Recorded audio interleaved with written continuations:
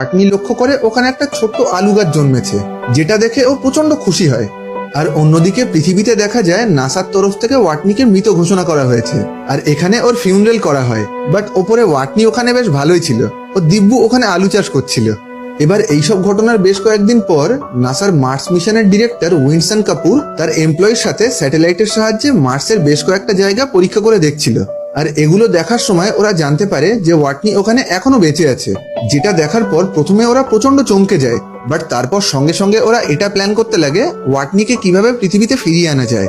এবার নাসা সিনিয়ররা এটা ডিসিশন নেয়, যেহেতু নাসার পরবর্তী মার্স মিশনের জন্য এখনো 4 বছর সময় লেগে যাবে, তাই ওয়াটনিকে ততদিন ওখানে বাঁচিয়ে রাখার জন্য এরা একটা ছোট্ট রকেটের সাহায্যে ওর কাছে খাবার পৌঁছে দেবে, যাতে নাসার পরবর্তী মিশন অবধি ওয়াটনি ওখানে ভালোভাবে বেঁচে থাকতে পারে।